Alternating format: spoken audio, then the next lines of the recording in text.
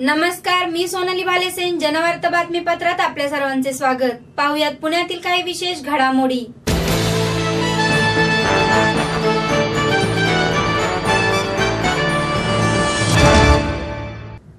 शादी.com या वेबसाईटद्वारे मुलींची फसवणूक करणाऱ्या नराधमाला देहूरोड पोलिसांकडून गजाआड करण्यात आले.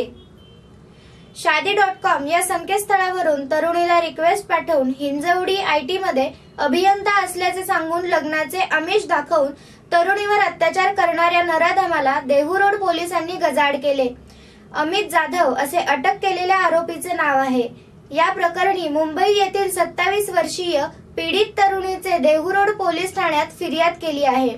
आपण कंपनीतर्फे 2 वर्षासाठी अमेरिकेला जाणार असल्याचे सांगत साखरपुडा करण्याचे त्यांनी तरुणीला सांगितले.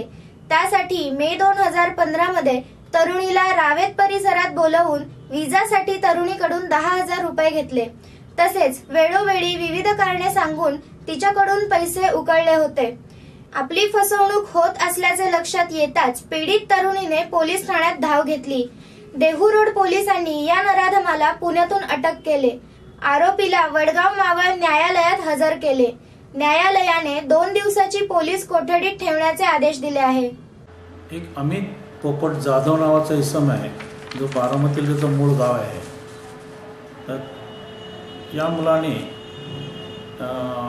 विरुद्ध एक कंप्लेंट आली होती आमच्याकडे. त्या कंप्लेंटमध्ये मुलीने असं सांगितलं होते की त्याला शादी.com या साईटवर मुलीशी ओळख करून नंतर तिच्या ओळख झाल्यानंतर तिच्याशी जवळीक साधून मी चांगल्या कंपनीत कामाला आहे, सॉफ्टवेअर कंपनीत मी कामाला आहे, माझं पॅकेज चांगलं आहे, मी अमेरिकेला जाणार आहे. आपल्या ऐश्वर्याची भूलथाप घालून त्या मुलींना जवळीक साधून त्यांच्याशी शारीरिक संबंध करून त्याच मुलींचे पैसे उकळून त्यांना काहीतरी कारण सांगून त्याचे बँक बॅलन्स कमी झाल्यानंतर त्या मुलींशी संबंध तोडून त्यांची फसवणूक केल्याबाबत तक्रार दिल्याने अशा त्या तक्रारीवरून आम्ही एका मुलीच्या तक्रारीने गुन्हा दाखल करून त्याला पकडलेला आहे. पकडल्यानंतर त्याच्याकडे केलेल्या तपासामध्ये त्यांनी अशा प्रकारे अनेक मुलींना फसवल्याचे आमच्या निदर्शनास आलेलं आहे. त्या दृष्टिकोनातून देहूरोड पोलीस स्टेशनला तपास चालू आहे.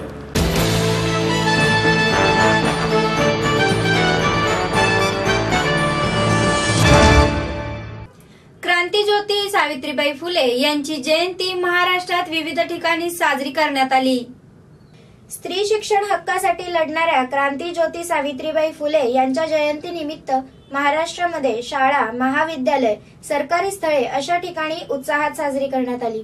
तसेच मुंबईतील मंत्रालयात मुख्यमंत्री देवेंद्र फडणवीस यांच्या हस्ते त्यांच्या प्रतिमेस पुष्पहार अर्पण करून अभिवादन करण्यात आले.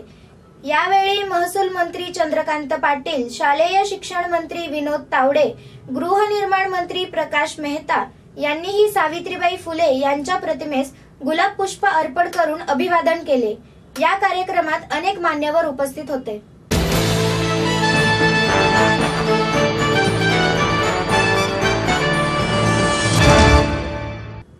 झील या महाविद्यालयामध्ये महाराष्ट्र टाइम्स तर्फे कार्निवल महोत्सव मोठ्या उत्साहात पार पडला. कॉलेजमधील विद्यार्थ्यांच्या कलागुणांना वाव मिळण्यासाठी महाराष्ट्र टाइम्स कार्निवल फेस्टचे आयोजन करण्यात आले. या फेस्टमध्ये कार्निवल टीम वेगवेगळ्या महाविद्यालयात जाऊन तेथील विद्यार्थ्यांना व्यासपीठ निर्माण करून देते. यावेळी विद्यार्थी आपली कला कौशल्य सादर करत आहेत. तसेच ही टीम वेगवेगळ्या खेळांद्वारे विद्यार्थ्यांचे मनोरंजन करते.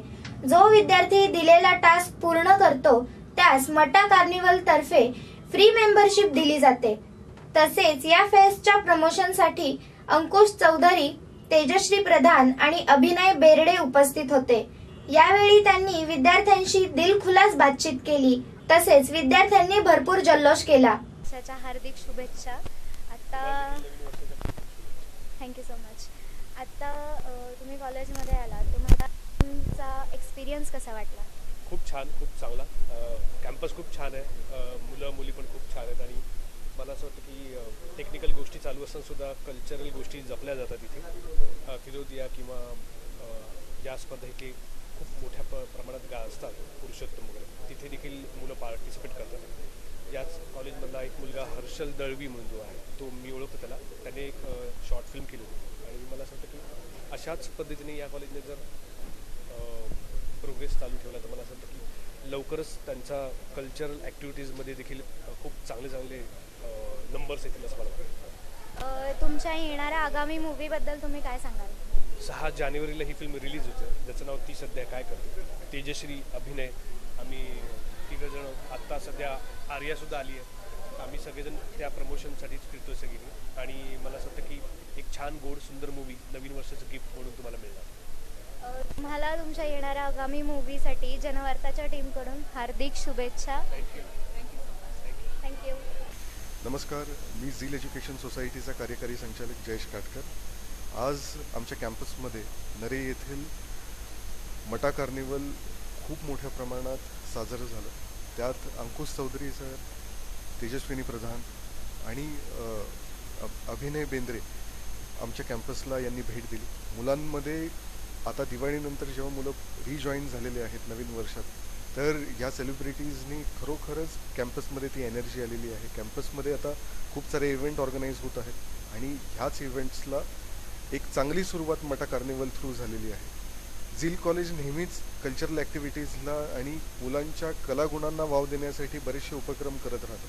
टॅलेंट्रॉन एक असाच एक इव्हेंट आहे जो आम्ही लवकरच सादर करणार आहोत. या टॅलेंट्रॉनमध्ये इंजिनिअरिंग मॅनेजमेंट कॉलेजमधल्या विद्यार्थ्यांमध्ये असलेलं टॅलेंट कसं जोपासता येईल आणि ते कसं फाइंड आउट करता येईल, ह्यामध्ये झील एक मोठा उपक्रम लवकरच हाती घेत आहे. कार्यक्रम खूपच छान झाला. अंकुश चौधरी सरांनी सगळ्या स्टुडंट्सला जेव्हा ॲड्रेस केलं तर सगळे स्टुडंट्स पण खूप एक्सायटेड होते की आज एवढी मोठी सेलिब्रिटी आपल्या कॅम्पसमध्ये आलेली आहे आणि नक्कीच त्यांनी केलेले जे काही रोल्स आहेत त्यातनं बरंचसं काही काही शिकण्यासारखं आहे आणि मुलं अशा सेलिब्रिटीजकडं नेहमी वर पाहतात. झील एज्युकेशन सोसायटी आज मटा कार्निवलमध्ये एवढे सगळे यूथ इन्व्हॉल्व्ह होते, तर ह्या यूथला घेऊन खरोखरच आपण खूप चांगली अशी कामं करू शकतो. लवकरच झील एज्युकेशन सोसायटी येत्या रोड सेफ्टी वीकला 4 दिवसांचा उपक्रम आम्ही राबवणार आहोत, ज्यात पहिल्या दिवशी आम्ही 500 सायकलची रॅली काढणार आहोत की आपण दैनंदिन जीवनात खूप व्हेकल आजकाल वापरत चाललेलो आहोत, त्याचा वापर कुठेतरी कमी व्हावा. पर्यावरणासाठी आज सायकल खूप चांगली आहे, शरीरासाठी खूप चांगली आहे, तर कुठेतरी सायकल जास्तीत जास्त वापर व्हावा याचा मेसेज झीलचे विद्यार्थी देणार आहेत. दुसऱ्या दिवशी रोड ट्रॅफिक सिग्नल वॉर्डनिंग देखील स्टुडंट्स करणार आहेत. त्याचबरोबर तिसऱ्या दिवशी रोड ॲक्सिडेंट विक्टिम्ससाठी ब्लड डोनेशन कॅम्प एक मोठ्या प्रमाणात केला जाणार आहे आणि चौथ्या दिवशी या सर्व पार्टिसिपेटिंग मुलांना झील एज्युकेशन सोसायटीतर्फे 1000 हेल्मेट्स वाटले जाणार आहेत.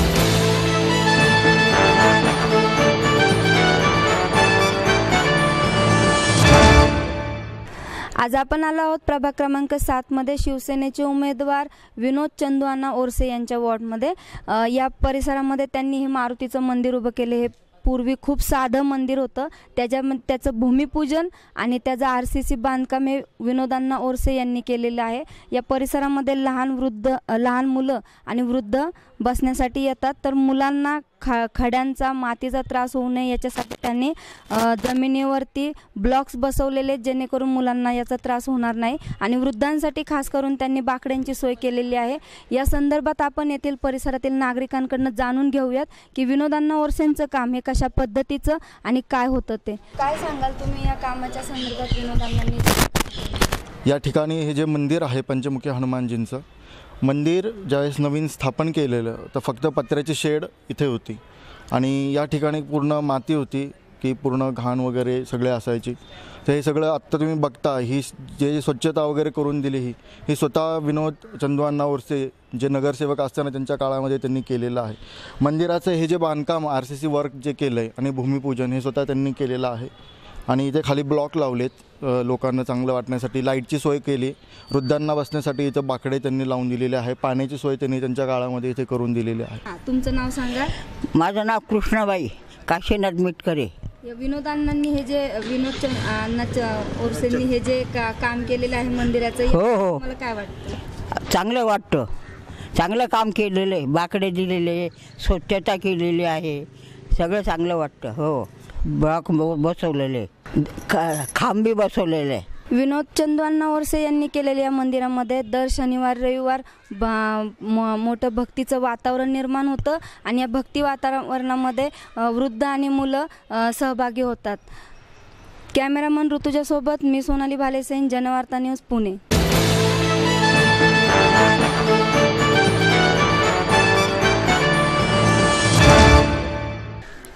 आज आपण आलो आहोत गोपाळकृष्ण विकास मंडळ गोखलेनगर येथे. या परिसरामध्ये हे जे एक मंदिर आहे शंकराचं, या शंकराच्या मंदिराला एक पायवाट होती. चंदू ओरसे यांनी या मंदिराला ह्या पायऱ्या बसवलेल्या आहेत. त्या ज्या अशा वेळेस बसवलेल्या आहेत ज्यावेळेस ते नुसतं समाजकार्य करत होते. त्यांचं राजकारणामध्ये राजकीय हेतू असा काहीच नव्हता. तोच वारसा विनोद चंदू ओरसे यांनी पुढे चालवला आणि या परिसरामध्ये हे जे रस्ते आहेत हे साधे रस्ते होते. इथे त्यांनी सिमेंटचे रस्ते बनवलेले आहेत. हे सिमेंटच्या रस्त्यांमुळं जी स्वच्छता या परिसरामध्ये निर्माण झालेली आहे ती खूपच छान आहे. चंदू ओरसे यांचे हे काम खूप छान आहे आणि परिसरातील नागरिक या कामामुळे खूप जास्त खुश आहेत. आपण जाणून घेऊया या नागरिकांकडनं काय त्यांचं म्हणणं आहे, काय त्यांना वाटतं या परिसरात जी स्वच्छता केली आहे त्याबद्दल. काय सांगाल काका, या परिसरात जी स्वच्छता केली आहे? विनोद ओरसेंनी फार स्वच्छता केली या परिसरामध्ये आणि फार कामं बी केली. कुठले काम असलं कधी गेले तर ताबडतोब माणूस पाठवायचे आणि सगळे कामं व्यवस्थित करायचं. आणि परिसर अगदी साधे रस्ते होते इथं, तर ते सिमेंटचे रस्ते त्यांनी बनवून दिले. आम्हाला काय पाण्याचा याचा कुठलाही प्रॉब्लेम येऊन दिला नाही. काय सांगाल तुम्ही या रस्त्यांबद्दल? रस्त्याबद्दल आम्हाला रस्ता जो तुम्ही करून दिला आहे ओरसेंनी, ते आनंदाची गोष्ट आहे. त्याच्याने काय डांबरी रस्ता बाजूला झाला आणि हा सिमेंटचा रस्ता आला, त्याच्याने आम्हाला आनंद झालेला आहे, एवढीच गोष्ट. विनोद अण्णांनी आम्हाला चांगलं मार्गदर्शन केलं, आम्हाला लाईट दिली, पाणी दिलं. वारंवार आम्ही तिथं गेलो की आमच्याकडे यायचे. ते चांगली कामं केली. आम्हाला सोयी नव्हती तर वर सोय करून दिली पाण्याची, पुन्हा लाईट दिली, खांबीम आम्हाला बसवून दिले. त्याच्यामुळे चांगला प्रकाश पडतोय. परिसरातील महिला विनोद चंदू ओरसे यांच्या कामाने अत्यंत खुश आहेत. जाणून घेऊया त्यांच्याकडून की काय त्यांनी कामं केलेत, काय सुविधा उपलब्ध करून दिल्या आहेत. ताई, काय सुविधा उपलब्ध करून दिल्या आहेत? त्यांना आमच्या मंदिरासाठी पायऱ्या वगैरे केलेल्या आहेत. त्यांनी पायऱ्या नव्हत्या तर पायऱ्या वगैरे, रस्ते, गट्टूचं काम केलेलं आहे. पहिली काय परिस्थिती होती परिसरामध्ये, आता काय परिस्थिती? नाही, पहिले रस्ते खराबच होते. आता त्यांनी जरा दुरुस्त चांगले, आता सिमेंटचे रस्ते केले, मग आता चांगले केले आणि ड्रेनेजचं पण कामं केली त्यांनी. त्यांनी मेन म्हणजे आरोग्याची खूप काळजी घेतलेली आहे मुलांच्या. हे डेंग्यूचं प्रमाण फारच वाढलं होतं मध्ये, पण त्यांनी वारंवार माणसं पाठवून कॉर्पोरेशनची वगैरे फवारणी वगैरे व्यवस्थित करून झाडाझुडपामध्ये काय कीटकनाशक आहे का नाही हे पाहून त्यांनी पाहणी केलेली आहे आणि फवारणी व्यवस्थित केलेली आहे. औषध उपचाराची पण माहिती घेऊन गेलेली आहे. आमच्या इथे विनोद ओरसे यांनी पाण्याची सोय व्यवस्थित करून दिली आणि लाईटीवर लावून दिल्या. विनोदजी ओरसे जे आहेत ते एक पक्ष किंवा हे म्हणून नाही, तर ते एक माणूस म्हणून, तो माणूस खरंच खूप चांगला आहे. आणि आत्तापर्यंत कोणीही अशी कामं केली नसतील की प्रथमतः आधी रोडचं काम केलेलं आहे. आणि सुखाच्या किंवा दुःखाच्या वेळेला सुद्धा तो माणूस वैयक्तिकरित्या आपल्या पक्षाचं काम न करता किंवा पक्ष न बघता पक्षाच्या व्यतिरिक्तही तो जादाचे कामं, म्हणजे तो माणूस म्हणून खूपच चांगला आहे.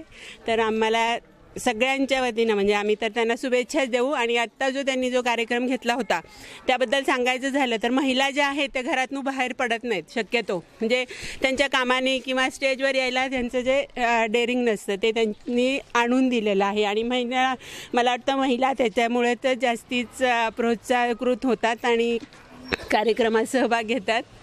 तर सगळ्यांच्या वतीनं त्यांना शुभेच्छा.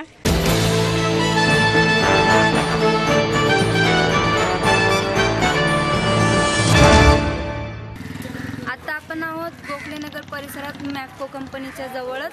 या परिसरामध्ये ही जी कचराकुंडी आहे ही अशी अस्ताव्यस्त पडलेली आहे. या कचराकुंडीमध्ये न कचरा टाकता लोक कुंडीच्या बाहेर कचरा टाकतात. या घाणीचा इथल्या परिसरातील नागरिकांना खूप मोठ्या प्रमाणात त्रास होतो. तसेच या परिसरामध्ये महानगरपालिकेच्या वतीने जो डीपी बसवण्यात आलेला आहे तो पण एवढ्या अवस्थेत पडलेला आहे. या डीपीमुळे या परिसरामध्ये जी लहान खेळणाऱ्या मुलांना या डीपीचा मोठ्या प्रमाणावर त्रास होऊ शकतो. काही अपघात वगैरे होऊ शकतो या डीपीमुळे. स्थानिक नगरसेवकाचं दुर्लक्ष झाले आहे, त्यामुळे परिसरातील नागरिक खूप मोठ्या प्रमाणात त्रस्त आहे. जाणून घेऊया तर नागरिकांकडनं काय त्यांच्या समस्या आहे. कचरा पेटी नेमक्या जवळच्या समोर आहे, हे लाईटीचं आहे, उघडं आहे. उद्या लहान पोरं खेळतात तिथं, त्यांना काय झालं तर पेटीतला कचरा बाहेर टाकतात, ते वाऱ्याने सगळं आमच्या ह्याच्यापर्यंत येतो, तर आम्हाला त्रास होतो. ते आले होते 2-3 वेळा येऊन गेले, पण त्यांनी हे घ्यायला पाहिजे ना, काय घ्यायला पाहिजे ना, बघितलं पाहिजे काहीतरी. आणि कसं आम्हाला त्रास आहे घरामध्ये, नाही मोठे मोठे आजार व्हायला लागले, डेंगू चिकनगुन्हे असे आमच्या घरात. म्हणजे आमच्या कोपऱ्यावरच्या घरामध्ये फार इतके घाण आहे की विचारायची सोय नाही. कोपऱ्यावर जे घर आहे तिथून वास फार येतो. आम्ही हे बी कंप्लीट केलेले आहेत की तिथनं वास येतो, तिथनं घुशीत येतात, आम्हाला किती त्रास होतो. आम्ही सगळं कंप्लीट डेंगूचे मच्छर खूप वेळेला त्यांच्या घरात घालत. आमच्या घरामध्ये माझ्या दिराला, माझ्या म्हणजे भाच्याला यांना त्रास झालेला आहे त्यांचा त्या गोष्टीचा. झालेला आहे पण काही लोकांना हे त्याचं सतीश कांबळेला झालेलं आहे, आमच्या शेजारी झाले, सर्वांना आहे. म्हणजे साथ चालू झाली, जसे एक दोन व्हायला लागलेले आहेत. आमच्याही घरी लहान बाळ आहे. असे सामान्य नागरिकांचे प्रश्न आहेत ज्याकडे स्थानिक नगरसेवकांचं दुर्लक्ष व्हायला लागलं आहे. माझं नाव गौरी वेद पाठक, मी इथेच कॉर्नरला राहते. हे बरेच वर्षापासून उघडं आहे. आम्हाला काय ह्याच्यावर आक्षेप घेता आला नाही, कारण आम्ही कामधंद्यात जाणारी लोक आहेत. आणि ज्या वेळेत आम्ही नगरसेवकांकडे जायचं त्यावेळेत ते भेटत नाही, त्यांचे टायमिंग ठरलेले आहेत. बरं, त्यांच्या टायमात आम्ही जायचं म्हणलं आमची वेळ आम्हाला पाळायला पाहिजेत ना कामाच्या. आम्ही कामाच्या वेळा सोडून त्यांच्याकडे जाऊ शकत नाही. बरं, ते म्हणतात ह्या टायमात या, त्या टायमात या, आणि प्रत्यक्षात त्या टायमात गेल्यानंतर ते हजर नसतात. मग आम्ही कुणाला सांगायचं ह्या सगळ्या गोष्टी, बरोबर आहे की नाही. आता हे मीटरचं झालं, कचरापेटीचं झालं, कितीतरी वेळा ह्याच्यावर नुसती ॲक्शन घेतली गेली, पण पूर्ण ह्याच्यावर काहीतरी निर्बंध लागलेलेच नाही आहेत. आणि इथं या परिसरात तर इतकी लहान मुलं आहेत, सगळे खेळतात. कोण मोठे माणसं सारखी लक्ष द्यायला मोकळी आहेत, जे ते आपल्या आपल्या कामात बिझी असतात. कसं आहे, जेव्हा मोठा प्रसंग घडतो ना तेव्हाच त्याच्यावर काहीतरी हे केलं जातं, आक्षेप घेतला जातो. नाही तर तोपर्यंत कुणीही लक्ष घालत नाही, कुणीच लक्ष घालत नाही. येत्या निवडणुकीमध्ये हे प्रश्न सुटणार का, येथील स्थानिक नागरिकांचं याकडे लक्ष लागलेलं आहे. व्हिडिओ जर्नलिस्ट ऋतुजासह सोनाली भालेसैन, जनवार्ता न्यूज, पुणे.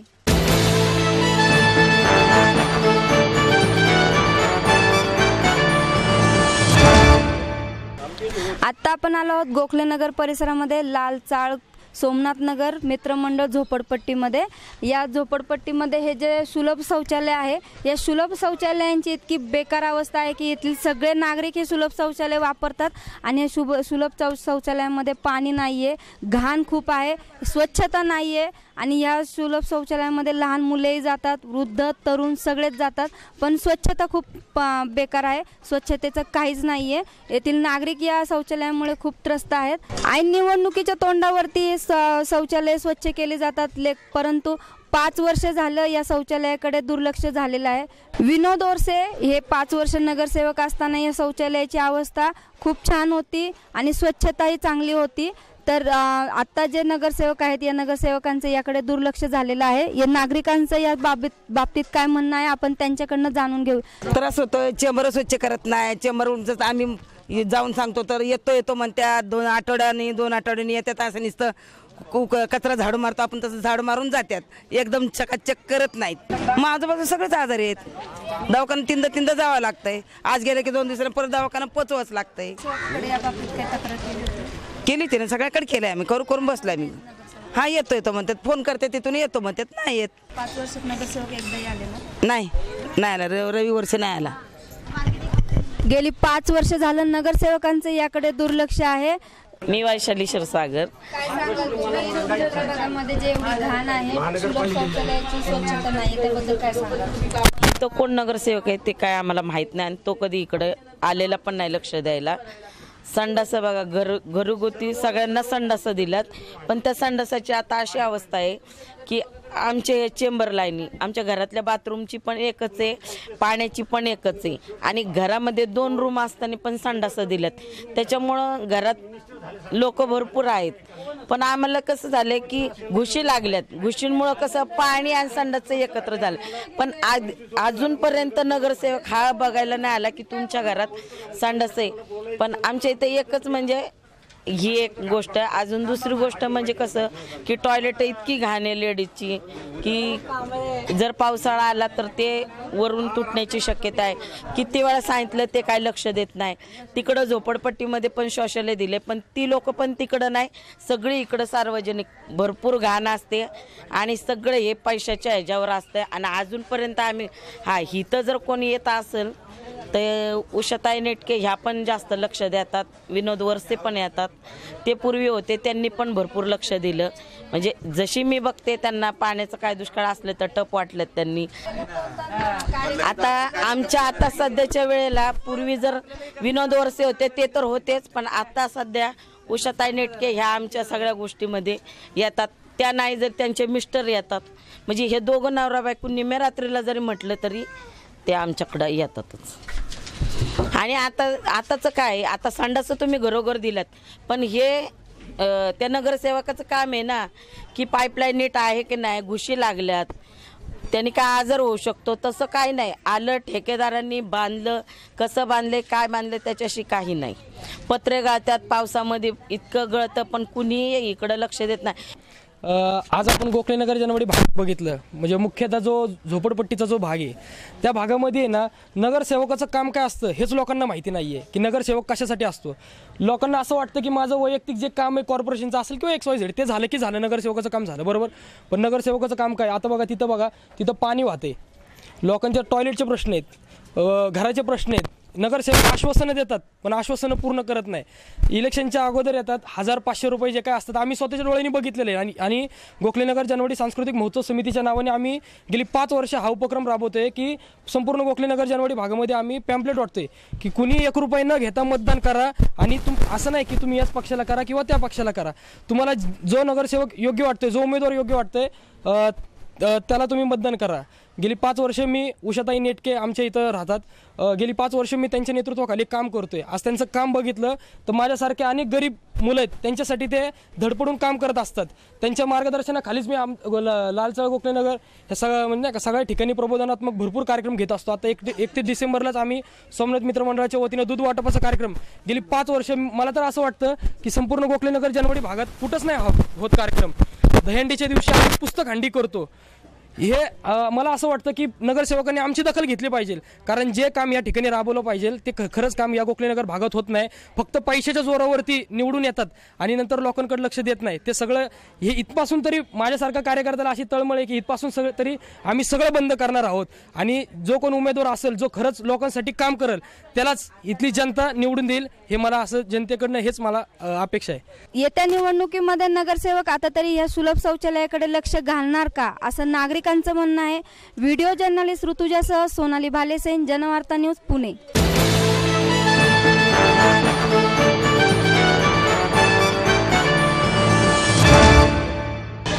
आता आपण आलो आहोत प्रभाग क्रमांक 7 मधील PMC कॉलनी गोखलेनगर या भागामध्ये. या भागाचे शिवसेनेचे इच्छुक उमेदवार विनोद ओरसे यांनी या PMC कॉलनीतील घरांमध्ये जी घरं पूरग्रस्त आहेत त्या घरांना कौलारू पद्धतीची ही घरं होती आणि त्या घरांना विनोद ओरसे यांनी 2007 ते 2012 या काळामध्ये, तेव्हा जे राष्ट्रवादीचे नगरसेवक ते होते त्या काळामध्ये त्यांनी या घरांना पत्रे आणि फरशा बसवून दिल्या. या परिसरामध्ये ही घरं जी होती ती अशा पद्धतीची होती जेणेकरून बायका ज्या महिला आहेत या घरातल्या राहणाऱ्या त्या महिलांनी जर कपडे वगैरे वाळत टाकायला घराच्या वरती चढल्या तर ते वरून खाली पडून 1-2 मृत्यू महिला झालेल्या आहेत.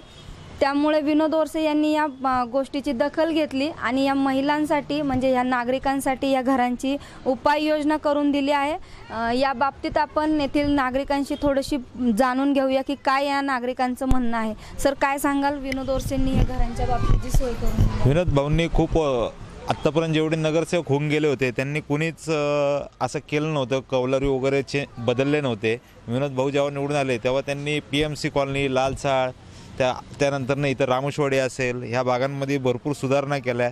घरांचे पेंटिंग केले, प्लॅस्टर केले, त्यानंतरनं बाथरूम, संडास, त्यानंतरनं किचन ओट्याचे स्टाईल ह्या सगळ्या चेंज करून दिल्या. त्यांना सगळ्यांना स्टाईल लावून दिल्या, घरांना पेंटिंग करून दिले.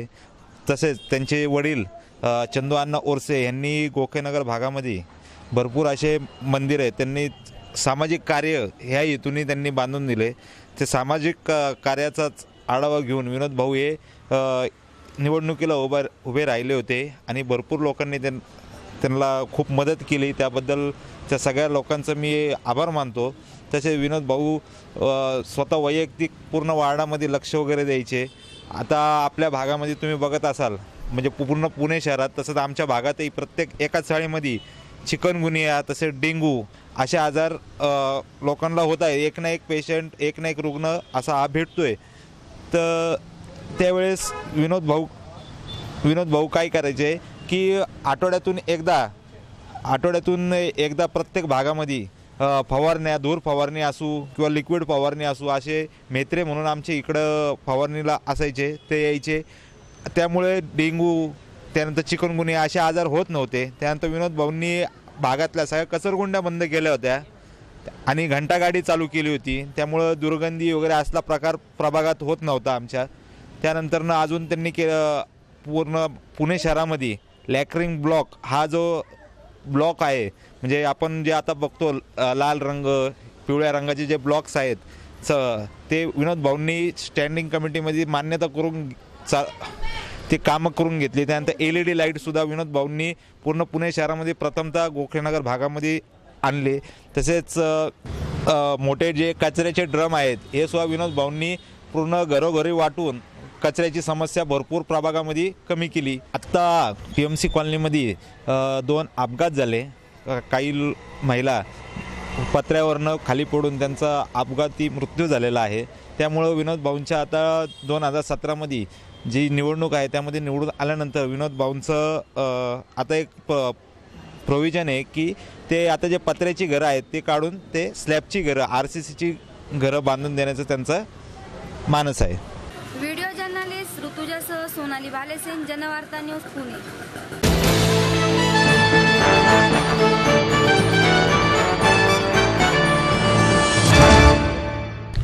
आज आपण आलो आहोत प्रभाग क्रमांक 7 मधील शिवसेनेचे इच्छुक उमेदवार विनोद चंदूअण्णा ओरसे यांना भेटायला. विनोद चंदूअण्णा ओरसे यांनी त्यांच्या प्रभागामध्ये सांस्कृतिक असो, सामाजिक असो असे अनेक उपक्रम राबवलेले आहेत. खास करून महिलांसाठी त्यांनी खूप काही कार्यक्रम राबवलेले आहेत. परिसरातील प्रत्येक घराचे प्रश्न हे त्यांनी स्वतः जाणून घेतलेले आहेत. तरुणांचा ते एक आदर्श आहेत. तरुण पिढीला त्यांच्याकडनं खूप काही शिकायला मिळालेलं आहे. 2007 ते 2012 या 5 वर्षामध्ये ते राष्ट्रवादीकडून नगरसेवक होते. या भागामध्ये राष्ट्रवादीकडून झालेल्या दगाबाजीमुळे त्यांनी शिवसेनेमध्ये प्रवेश केला. शिवसेनेचे ते गेली अनेक वर्ष काम करतात. शिवसेनेचे एक खंबीर नेतृत्व त्यांना भेटलेलं आहे. त्या नेतृत्वाच्या आधाराने त्यांनी या परिसरामध्ये अनेक कामं केलेली आहेत. त्यांच्याकडून जाणून घेऊयात आपण त्यांची काय कामं त्यांनी आत्तापर्यंत केली प्रभागासाठी आणि कशा पद्धतीने त्यांना ही निवडणूक लढवायची आहे. भाऊ नमस्ते, काय सांगाल तुम्ही तुमच्या प्रभागासाठी तुम्ही काय काय काम केले? माझ्या प्रभागामध्ये मी ज्यावेळेस निवडून आलो त्यावेळेस मला वाटतं की पेविंग जे ब्लॉक आहे, 11 ब्लॉक म्हणतात ते म्हणजे आधी सुरुवातीला JNRMकडं होतं ते आम्ही ते महानगरपालिकेकडनं करून घेतलं.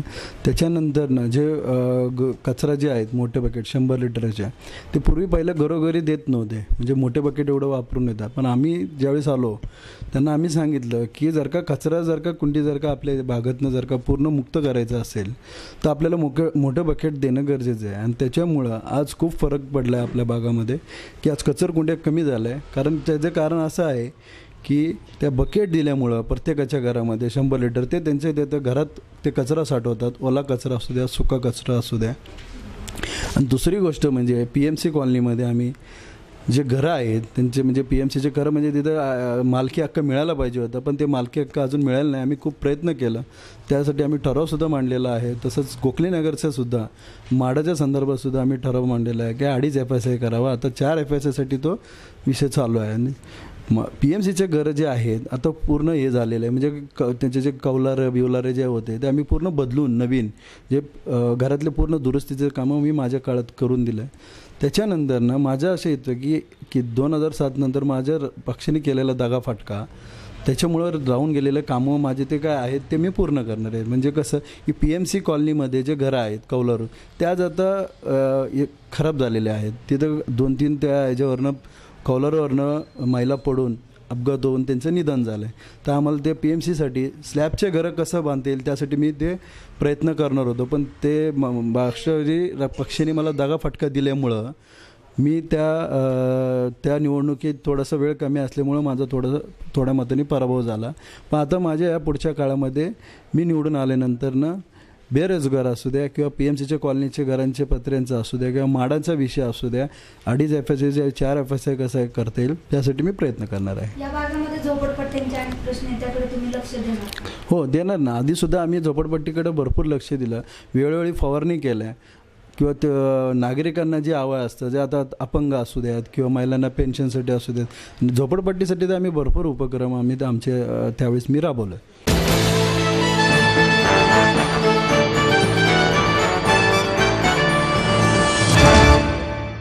आणि याबरोबरच आजचे जनवार्ता बातमीपत्र संपले. उद्या पुन्हा भेटू याच वेळी. नमस्कार.